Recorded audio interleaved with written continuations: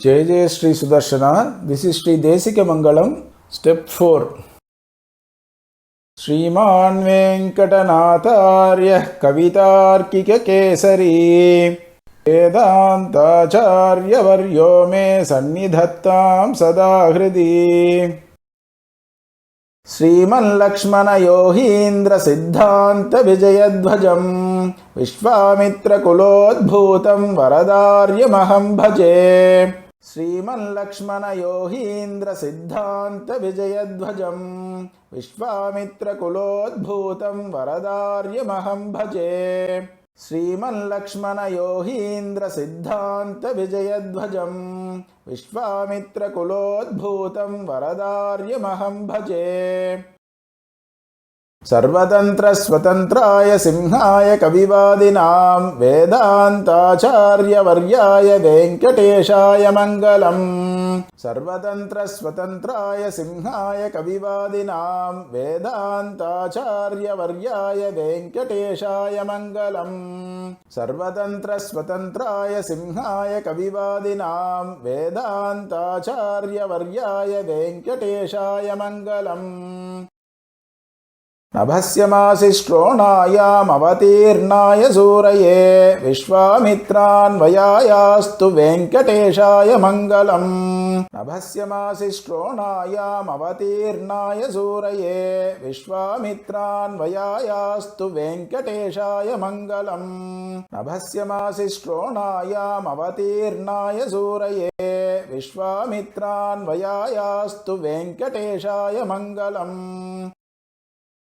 पिता यस्यानन्तसूरिः पुण्डरीकाक्ष यज्वनः पौत्रो यस्तनयस्तोतारम्भायास्तस्य मङ्गलम्. पिता यस्यानन्तसूरिः पुण्डरीकाक्ष यज्वनः पौत्रो यस्तनयस्तोतारम्भायास्तस्य मङ्गलम्. पिता यस्यानन्तसूरिः पुण्डरीकाक्ष यज्वनः पौत्रो यस्तनयस्तोतारम्भायास्तस्य मङ्गलम्.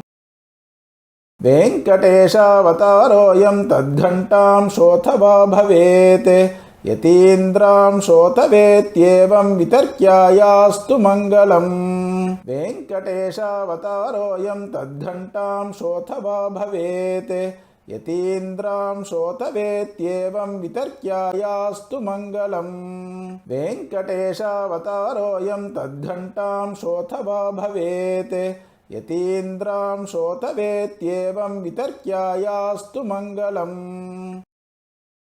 श्रीभाष्यकारः पन्थानमात्मना दर्शितं पुनः उद्धर्तुमागतो नूनम् इत्युक्तायास्तु मङ्गलम्. श्रीभाष्यकारः पन्थानमात्मना दर्शितं पुनः उद्धर्तुमागतो नूनम् इत्युक्तायास्तु मङ्गलम्. श्रीभाष्यकारः पन्थानमात्मना दर्शितं पुनः उद्धर्तुमागतो नूनम् इत्युक्तायास्तु मङ्गलम्. यो बाल्ये वरदार्यस्य प्राचार्यस्य परां दयाम् अवाप्य वृद्धिं गमितस्तस्मै योग्याय मङ्गलम्. यो बाल्ये वरदार्यस्य प्राचार्यस्य परां दयाम् अवाप्य वृद्धिं गमितस्तस्मै योग्याय मङ्गलम्. यो बाल्ये वरदार्यस्य प्राचार्यस्य परां दयाम् अवाप्य वृद्धिं गमितस्तस्मै योग्याय मङ्गलम्. रामानुजार्यादात्रेयात् मातुलात् सकलाः कलाः अवाप विंशद्यब्दे यस्तस्मै प्राज्ञाय मङ्गलम्. रामानुजार्यादात्रेयात् मातुलात् सकलाः कलाः अवाप विंशद्यब्दे यस्तस्मै प्राज्ञाय मङ्गलम्. रामानुजार्यादात्रेयात् मातुलात् सकलाः कलाः अवाप विंशद्यब्दे यस्तस्मै प्राज्ञाय मङ्गलम्. श्रुतप्रकाशिका भूमौ येनादौ परिरक्षिता प्रवर्तिता च पात्रेषु तस्मै श्रेष्ठाय मङ्गलम्। श्रुतप्रकाशिका भूमौ येनादौ परिरक्षिता प्रवर्तिता च पात्रेषु तस्मै श्रेष्ठाय मङ्गलम्।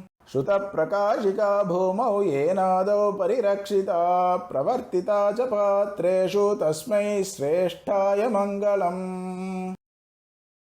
सांस्कृतिभिर्द्रामिडीभिर्बह्वीभिर्कृतिभिर्जनान् यः समुज्जीवयामास तस्मै सेव्याय मङ्गलम्। सांस्कृतिभिर्द्रामिडीभिर्बह्वीभिर्कृतिभिर्जनान् यः समुज्जीवयामास तस्मै सेव्याय मङ्गलम्। सांस्कृतिभिर्द्रामिडीभिर्बह्वीभिर्कृतिभिर्जनान् यः समुज्जीवयामास तस्मै सेव्याय मङ्गलम्। यख्यातिलाभपूजासु विमुखो वैष्णवे जने क्रयणीयदशां प्राप्तस्तस्मै भव्याय मङ्गलम्। यख्यातिलाभपूजासु विमुखो वैष्णवे जने क्रयणीयदशां प्राप्तस्तस्मै भव्याय मङ्गलम्। यख्यातिलाभपूजासु विमुखो वैष्णवे जने क्रयणीयदशां प्राप्तस्तस्मै भव्याय मङ्गलम्। यस्मादेव मया सर्वं शास्त्रमग्राहिनान्यतः तस्मै वेङ्कटनाथाय मम नाथाय मङ्गलम्। यस्मादेव मया सर्वं शास्त्रमग्राहिनान्यतः तस्मै वेङ्कटनाथाय मम नाथाय मङ्गलम्। यस्मादेव मया सर्वं शास्त्रमग्राहिनान्यतः तस्मै वेङ्कटनाथाय मम नाथाय मङ्गलम्। पित्रे ब्रह्मोपदेष्ट्रे मे गुरवे दैवताय च प्राप्याय प्रापकायास्तु वेङ्कटेशाय मङ्गलम्। पित्रे ब्रह्मोपदेष्ट्रे मे गुरवे दैवताय च प्राप्याय प्रापकायास्तु वेङ्कटेशाय मङ्गलम्। पित्रे ब्रह्मोपदेष्ट्रे मे गुरवे दैवताय च प्राप्याय प्रापकायास्तु वेङ्कटेशाय मङ्गलम्। यः कृतं वरदार्येण वेदान्ताचार्यमङ्गलम् आशास्ते नुदिनं सोऽपि भवेन्मङ्गलभाजनम्। यः कृतं वरदार्येण वेदान्ताचार्यमङ्गलम् आशास्ते नुदिनं सोऽपि भवेन्मङ्गलभाजनम्।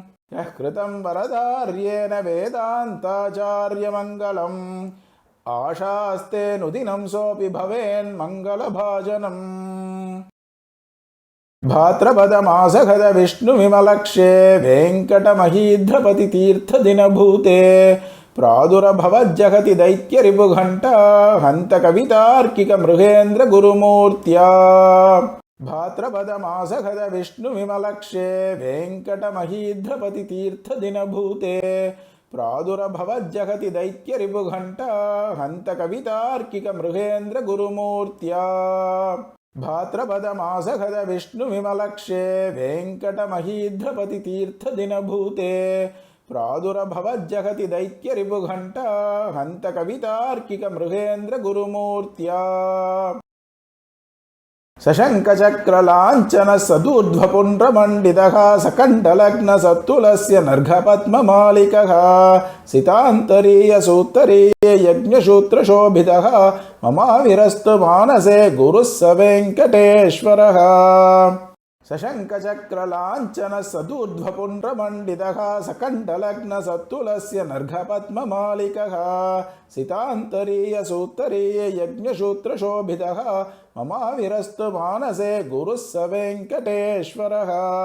सशङ्खचक्रलाञ्छनः सदूर्ध्वपुण्ड्रमण्डितः सकण्डलग्नसत्तुलस्य नर्घपद्ममालिकः सितान्तरीयसूत्तरीये यज्ञसूत्रशोभितः ममाविरस्तु मानसे गुरुः स वेङ्कटेश्वरः। अनन्तसूरसूनवेभिनन्द्यमानवैभवात् दिहन्तवादिहं च चैत्रकालमेघदेशिकात् उपात्त सर्वशासनाय हन्तवर्षविंशतौ पुनः पुनर्नमस्क्रियास्तु वेङ्कटेशसूरये। अनन्तसूरसूनवेभिनन्द्यमानवैभवात् दिहन्तवादिहं च चैत्रकालमेघदेशिकात् उपात्त सर्वशासनाय हन्तवर्षविंशतौ पुनः पुनर्नमस्क्रियास्तु वेङ्कटेशसूरये अनन्तसूरसूनवेभिनन्द्यमानवैभवात् दिहन्तवादिहं च चैत्रकालमेघदेशिकात् उपात्त सर्वशासनाय हन्तवर्षविंशतौ पुनः पुनर्नमस्क्रियास्तु वेङ्कटेशसूरये कवितार्किककलभव्रजकबलीकृतसिंहं कमलापतिकरुणारसपरिवर्धितबोधं यतिनायकपदपङ्कजयुगलीपरतन्त्रं भजमानसबुधवेङ्कटपतिदेशिकमनिशम् कवितार्किककलभव्रजकबलीकृतसिंहं कमलापतिकरुणारसपरिवर्धितबोधं यतिनायकपदपङ्कजयुगलीपरतन्त्रं भजमानसबुधवेङ्कटपतिदेशिकमनिशम् कवितार्किककलभव्रजकबलीकृतसिंहं कमलापतिकरुणारसपरिवर्धितबोधं यतिनायकपदपङ्कजयुगलीपरतन्त्रं भजमानसबुधवेङ्कटपतिदेशिकमनिशम् कलये सततं करुणाजलधिं करुणाविषयं कमलाधिपतेः कलिवैरिषटारिवचोरसिकं कवितार्किककेसरिसूरिगुरुम् कलये सततं करुणाजलधिं करुणाविषयं कमलाधिपतेः कलिवैरिषटारिवचोरसिकं कवितार्किककेसरिसूरिगुरुम् कलये सततं करुणाजलधिं करुणाविषयं कमलाधिपतेः कलिवैरिषटारिवचोरसिकं कवितार्किककेसरिसूरिगुरुम् गुरौवादिहंसां बुधाचार्यशिष्ये जना भक्तिहीना यतीन्द्राप्रिया स्युः यतीन्द्राप्रिया विष्णुकारुण्यदूराः कुतो मुक्तिवार्ता हि तादृग्विधानाम् गुरौवादिहंसां बुधाचार्यशिष्ये जना भक्तिहीना यतीन्द्राप्रिया स्युः यतीन्द्राप्रिया विष्णुकारुण्यदूराः कुतो मुक्तिवार्ता हि तादृग्विधानाम् गुरौवादिहंसां बुधाचार्यशिष्ये जना भक्तिहीना यतीन्द्राप्रिया स्युः यतीन्द्राप्रिया विष्णुकारुण्यदूराः कुतो मुक्तिवार्ता हि तादृग्विधानाम् वेदे सञ्जातखेदे मुनिजनवचने प्राप्तनित्यावमाने सङ्कीर्णे सर्ववर्णे सति तदनुगुणे निष्प्रमाणे पुराणे मायावादे समोदे कलिकलुषवशाच्छून्यवादे विवादे धर्मत्राणाय यो भूत् स जयति भगवान् विष्णुघण्टावतारः वेदे सञ्जातखेदे मुनिजनवचने प्राप्तनित्यावमाने सङ्कीर्णे सर्ववर्णे सति तदनुगुणे निष्प्रमाणे पुराणे मायावादे समोदे कलिकलुषवशाच्छून्यवादे विवादे धर्मत्राणाय यो भूत् स जयति भगवान् विष्णुघण्टावतारः वेदे सञ्जातखेदे मुनिजनवचने प्राप्तनित्यावमाने सङ्कीर्णे सर्ववर्णे सति तदनुगुणे निष्प्रमाणे पुराणे मायावादे समोदे कलिकलुषवशाच्छून्यवादे विवादे धर्मत्राणाय यो भूत् स जयति भगवान् विष्णुघण्टावतारः कवितार्किकसिंहाय कल्याणगुणशालिने श्रीमते वेङ्कटेशाय वेदान्तगुरवे नमः वादित्पिपशिरोभङ्गपञ्चाननपराक्रमः श्रीमान् वेङ्कटनाथार्यश्चिरं विजयतां भुवि श्रीमते निगमान्तमहादेशिकाय नमः।